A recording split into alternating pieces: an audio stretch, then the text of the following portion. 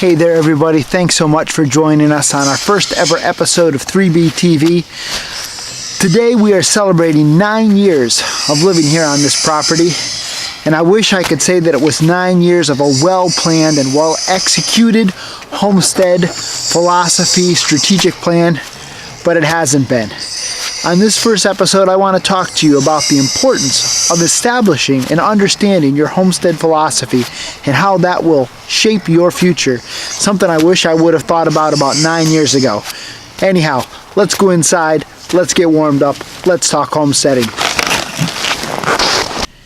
Hey there everybody, thank you so much for tuning in to this, the first ever episode of 3B TV. Excited to share with you our journey back inside here where it's a little bit warmer. Excited to talk homesteading with you, so let's get to it. On this episode, like I said, I want to talk to you a little bit about the importance of understanding your homestead philosophy. It's something that I really wish I would have wrestled with about 9 years ago, because today we celebrate 9 years of living on this piece of property, and I wish that I could tell you that we had this wonderful philosophy, this great plan, and that we've followed it to the T and been successful and gotten to a great point. But that's just not the case. In fact, quite frankly, up until about 6 months ago, I didn't even know that what we were doing would be even considered homesteading. For me, it was just living. It's the way that both my wife and I really had been raised. We've been raised in families where a lot of people had gardens and canned and preserved food and raised animals for food and, had chickens for eggs, all of those kinds of things. So none of that was foreign to us. But we didn't buy this property with homesteading in mind, with this great vision towards becoming independent, self-sufficient, and all of those kinds of things. We've just been living. We've been living the life that we kind of grew up around. And not that there's anything wrong with that, but it's not been something that has been well planned and well executed, unfortunately. In fact, if I were to describe our first 8.5 years on this piece of property, I would really describe it as the fly by the seat of our pants ranch. We've kind of dabbled in this and dabbled in that, and when I say we, a lot of it's been me, just to be honest. We've raised chickens, got into ducks for a while, decided we didn't like that and got out of it, raised some meat birds for some friends, done a garden, done a lot of canning, done a little bit of composting, but it's just kind of been a little bit of scatter, this, that, and the other thing. So what changed 6 months ago? What got me to thinking about the importance of having a homestead philosophy and understanding what that homestead philosophy is? Well, we got American guinea hogs. It was supposed to be a breeding pair, and then it went to 4 pigs, and then the next thing I knew, we had 14 pigs. We were in the pig business big time, or as Trump would say, bigly. That's what we were doing.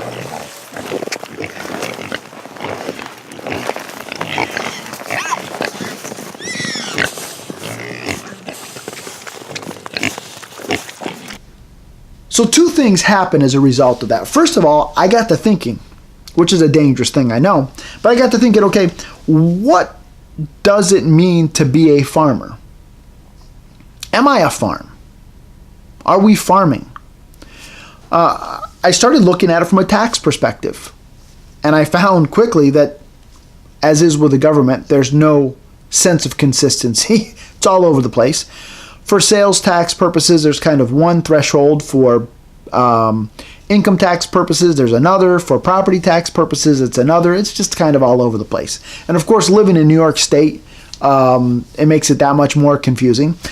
So I really got to thinking about that. Okay, what does it mean to farm? And then I started watching a bunch of YouTube videos, and guys like Jason Smith from Cog Hill Farm and the Grass-Fed Homestead and just a bunch of other YouTube videos. And it opened up my eyes to this whole world of homesteading that I didn't really even knew existed. I had been living this lifestyle and really didn't know what it was called. I got involved with Homesteaders of the Northeast, a Facebook group, and some other Facebook groups. And I've just been kind of drinking from the fire hose that is homesteading, and reading tons and tons of books and blog posts, and did I say watching YouTube videos, and just getting so excited about all of that. But in the midst of all of that, I've really been trying to gain some kind of focus, and that's what I'm calling a homestead philosophy. What are the things that are important to us, and how are we going to allow those things to guide and shape our direction? So if you're kind of on the fence, you're thinking about maybe you live in suburbia, or you live in an urban area, and you want to kind of get back or go back to the land, so to speak. And or maybe you're somebody who's kind of started on that journey, but you kind of a rudderless ship, as we were for about 8.5 years. This video is for you. And maybe you don't identify with any of that, but hopefully this will still be helpful for you as well. So I think it's, first of all, important to understand what is it that you want to do. And I think there's kind of 3 options if you're trying to, again, go back to the land, so to speak. The first option is farming. The second option is homesteading. And the third option, I think, is kind of in between those two. I would call it farmsteading. It's a term that I've kind of run across in the last 2 or 3 weeks, and it's one that I really, really like.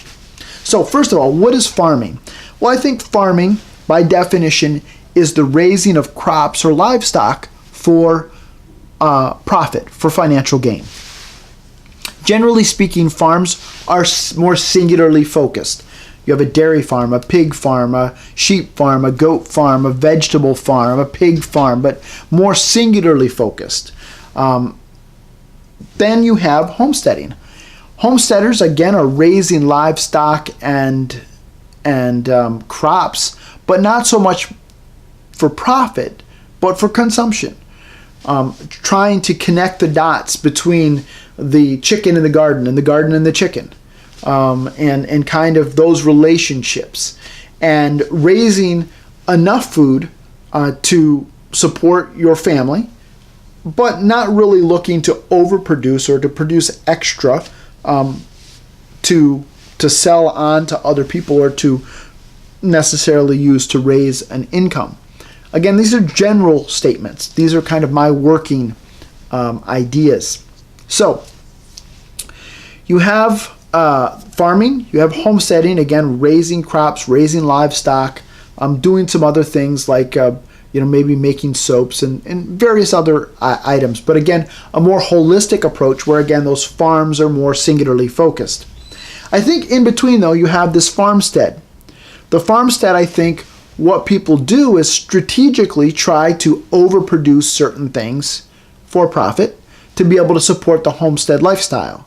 So maybe you, instead of raising enough chickens to support yourself, you raise extra chickens to sell as meat to other people. Or maybe you, instead of having enough chickens to lay eggs for your family, you raise extra chickens to have extra eggs to sell on to other people.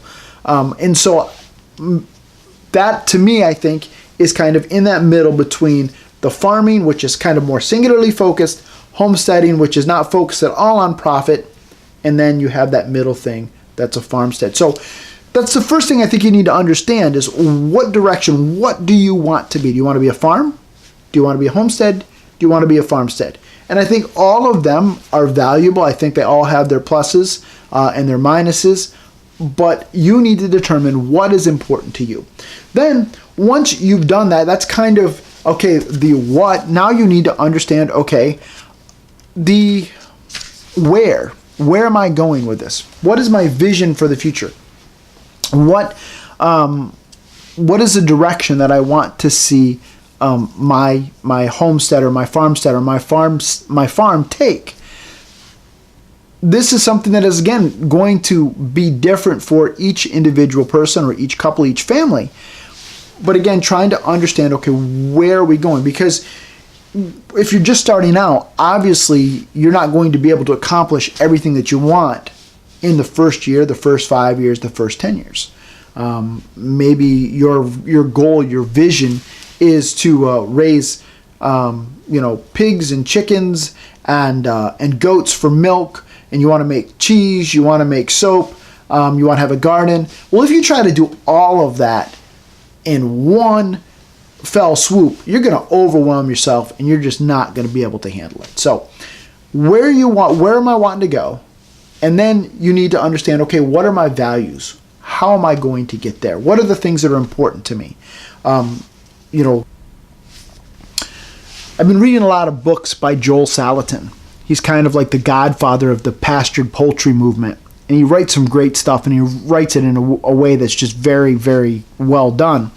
But he describes himself as a Christian libertarian environmentalist capitalist farmer. And when I read that, I was blown away, and I was like, wow, that's me. That's who I am. That's who I want to be. But those also speak to the values that I think guide his journey. And so when you start understanding kind of, okay, who am I and what are the things that are important to me, that's going to start shaping the decisions that you make as you move forward with your homesteading. So for example, fossil fuels. Do I want to minimize my consumption of fossil fuels and maybe go off grid, use renewable energy? So what are my values, the things that are going to shape how I'm going to get to where I want to go? So these are all things that I've been really wrestling with for about the last 6-8 months.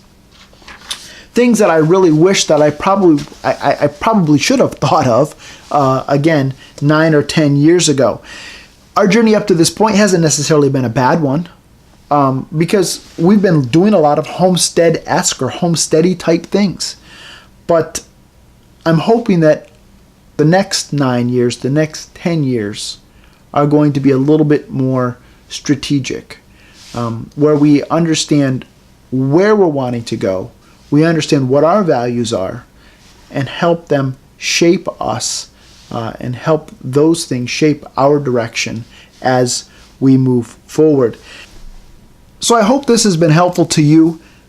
Hopefully in 2018 and 2019 and 2020, this will no longer be the fly-by-the-seat-of-your-pants ranch, but we'll have been able to understand and establish and have a well-understood homestead philosophy, those things that are going to guide and shape us as we move forward on our journey towards a healthy, a wholesome, and a happy lifestyle. So until next time, everybody, this is Brian. This is our farmstead story, and I'm sticking to it. Take care, everybody.